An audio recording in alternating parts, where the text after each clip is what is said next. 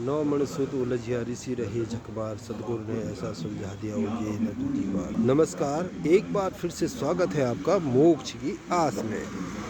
और मोक्ष की आस आई है संत समागम हरि कथा तुलसी दुर्लभ दोय, सुत धारा और लक्ष्मी घर पापी के भी होए। यहाँ पे कुछ सेवादार हैं जो सेवा कर रहे हैं। आज यहाँ पे सत्संग है। सत्संग के लिए बताया गया है कि बहुत ही दुर्लभ है सत्संग। जिनके घर में सत्संग का आगमन होता है और जिनके पुण्य होते हैं वही सत्संग तक पहुंच पाता है। ये देखिए किस हिसाब से बैठे हुए ये कहन के हम मीठी बात सत्संग जान बुझ सांची तजे करें झूठ से ने, ऐसे लोगों की संगति प्रभु स्वप्न में भी न दे। दर्शकों कुछ और सुप्रसिद्ध कथावाचकों को भी प्रमाणित मीटर गीता जी से जांचते हैं और देखते हैं क्या उनके पास यथार्थ मंत्र है या वो भी मनमाने मंत्रों का जाप करते हुए करवाते हैं। हरे राम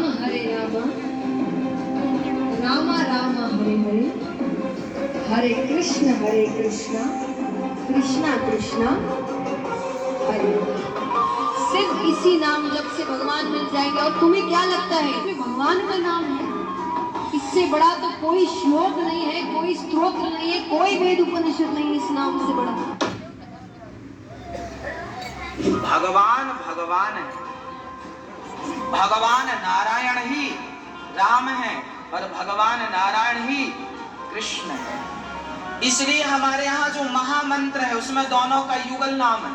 ये हरे राम राम राम हरे हरे, हरे कृष्णा कृष्णा कृष्णा दोनों का नाम है। ये मूल मंत्र ये है। हाँ वेद मंत्र है ये।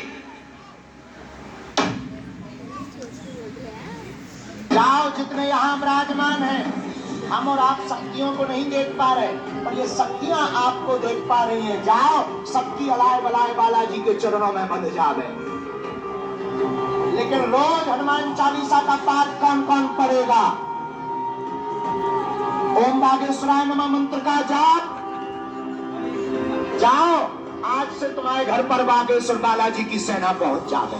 और कोई जो भी सुन लो, हम कोई चमत्कारी नहीं है, ना हम कोई साधु है, ना हम कोई संत है, हम एकदम उपद्री आदमी है। ये कथावाचक तो ऐसे हैं दर्शकों जो अपनी हर कथा में मंत्र बदल लेते हैं। नाम है देवकी नंदन ठाकुर जी। और इसीलिए आपसे बार बार कह रहा हूँ ओम नमः शिवाय इस मंत्र का जाप खुद करो और हमसे करवाओ। कहीं आ रहे हो, जा रहे हो, खा रहे हो, पी रहे हो, जा रहे हो, कुछ भी कोई काम है, 108 बार इस मंत्र को जपें। कृष्णाय वासुदेवाय हरे परमात्मने प्रणतक्लेशनाशाय गोविंदाय नमो।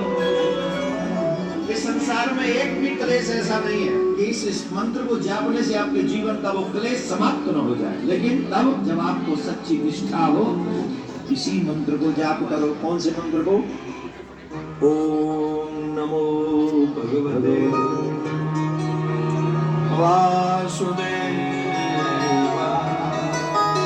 तो दर्शकों देखा आपने किस प्रकार सनातन हितैषी होने का मुखौटा पहने ये तथाकथित धर्मगुरु गीता जी के विरुद्ध मंत्र जाप करने के लिए समाज में दे रहे हैं। जबकि गीता अध्याय 8 श्लोक 13 व अध्याय 17 श्लोक 23 में परमात्मा प्राप्ति के मंत्र जाप साफ साफ लिखे हैं।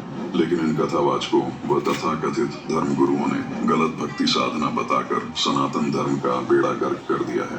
दर्शकों एक बात यह भी स्पष्ट हो जाती है कि जो ज्ञान सतयुग के लगभग 1 लाख वर्ष बीत जाने पर लुप्त हो गया था यानी नष्ट हो गया था, वह ज्ञान श्रीमद् भगवत गीता के रूप में लगभग 5600 वर्ष पहले पुनः बोला गया था। उसे वर्तमान तक भी फॉलो नहीं किया जा रहा। मतलब वर्तमान के धर्म गुरु अभी गीता का अनुसरण नहीं कर रहे, जिस कारण सनातन धर्म में सनातनी पूजा का पतन हो रहा है। आपसे अनुरोध है कि शिक्षित होने का लाभ उठाइए, अपने सदग्रंथों को फिर से खंगालिए, थोड़ा विचार कीजिए और समझिए। कहीं आप जिन धर्म गुरुओं को सच्चा सनातनी समझते हैं वो सनातन धर्म को समझते भी हैं या नहीं।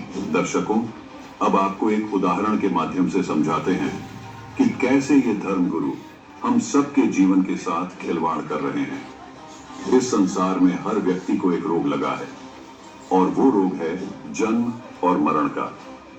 हर व्यक्ति ये जानता है कि इस रोग की एक दवा भी है जो कि किसी प्रमाणित डॉक्टर मतलब किसी पूर्ण संत के पास से लेनी होगी।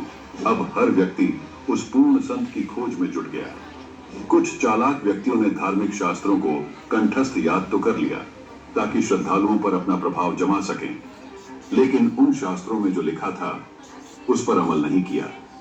साथ ही जन्म मरण रूपी रोग की दवाई अपने पास होने का दावा भी करने लगे। लोगों ने उन तथाकथित गुरुओं से राम नाम रूपी दवाई लेना शुरू कर दिया। शरीर में कोई आराम न होते देख श्रद्धालुओं ने अपने धर्मगुरुओं से शिकायत की तो धर्मगुरुओं ने कहा, प्रत्येक व्यक्ति अपने किए कर्मों का फल भोगता है। यहाँ तक कि राम जी को भी अपने कर्मों के कारण के पीछे घूमना पड़ा। ये आपके प्रारब्ध का कर्म है, ये तो आपको भुगतना ही पड़ेगा। हमारे भगवानों ने भी कर्म का फल भुगता था। आप ये दवाई खाते रहो, मतलब राधे राधे, हरे राम हरे कृष्ण आदि मंत्र जपते रहो। इससे आपका प्रारब्ध तो नहीं कटेगा, लेकिन आपका जन्म मरण रूपी रोग जरूर कट जाएगा।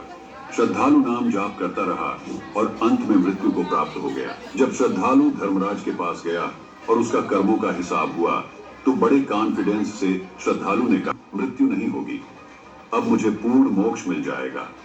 धर्मराज ने थोड़ी शंका के भाव से उस श्रद्धालु की ओर देखा। श्रद्धालु ने कहा कि क्या मैं गलत कह रहा हूं?